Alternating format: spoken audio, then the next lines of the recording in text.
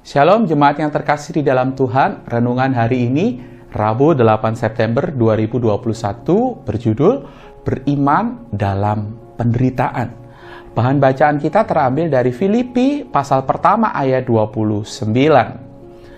Rasul Paulus melalui Filipi 1 ayat 29 ini menuntun semua orang percaya untuk meneropong kesulitan dan penderitaan apapun dalam hidup ini dari perspektif yang alkitabiah, yaitu meskipun berhadapan dengan penderitaan yang besar, setiap anak Tuhan dapat mentransformasikan keadaannya menjadi kesaksian yang baik dan memuliakan nama Tuhan, sebab penderitaan adalah bagian dari iman.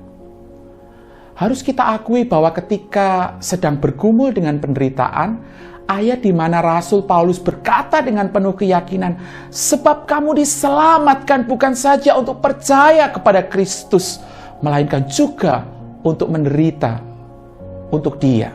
Filipi 1 ayat 29. Tidak mudah dipahami.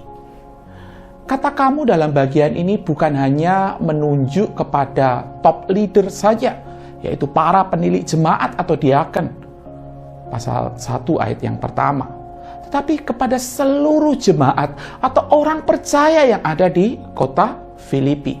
Hal ini berarti semua orang percaya dipanggil untuk siap sedia menderita bagi Kristus.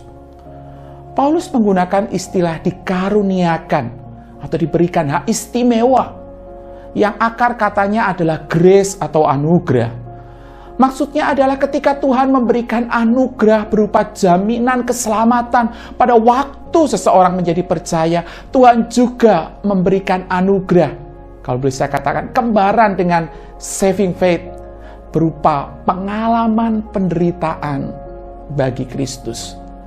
Jadi mengalami penderitaan sebagai orang Kristen adalah sebuah anugerah, sebuah privilege, sebuah keistimewaan yang Tuhan izinkan terjadi dan merupakan bagian dari iman kepada Kristus.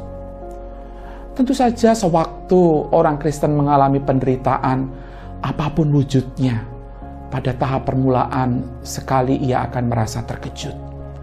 Hal ini dapat dipahami karena pada umumnya manusia di bumi ini selalu ingin jalan hidupnya itu akan selalu lancar, sentosa, tanpa kesusahan dan persoalan yang besar. Pada tahap berikutnya, di dalam doanya ia akan mulai bertanya, atau lebih tepatnya mempertanyakannya kepada Tuhan. Misalnya, mengapa saya mengalami semua ini Tuhan? Atau kenapa saya kena COVID Tuhan dan masih banyak lagi?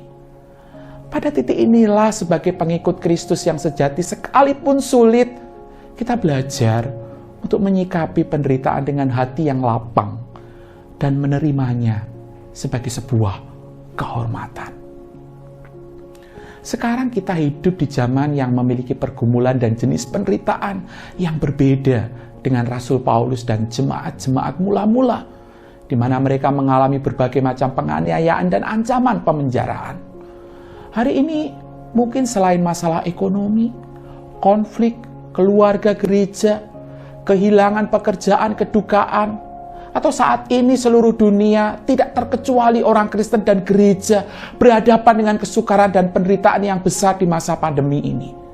Apa yang diajarkan oleh firman Tuhan ini di atas prinsipnya tidak berubah sepanjang masa, yaitu reaksi kita terhadap situasi yang ada adalah cerminan iman percaya kita. Biarlah kita dimampukan melihat penderitaan dalam hidup kita ini dengan kacamata iman, sebagai bagian yang harus kita pikul. Bersamaan dengan itu kita juga mampu melihat konteks zaman ini sebagai sebuah kesempatan bagi kita dan gereja untuk melaksanakan misi Kristus di tengah-tengah dunia. Pikiran dan komitmen Alkitabiah yang demikian tidak akan sia-sia. Sampai kelak suatu hari, tak kala kita berdiri dengan kebahagiaan dan sukacita penuh di hadapan Raja di atas segala raja itu. Amin. Mari kita berdoa.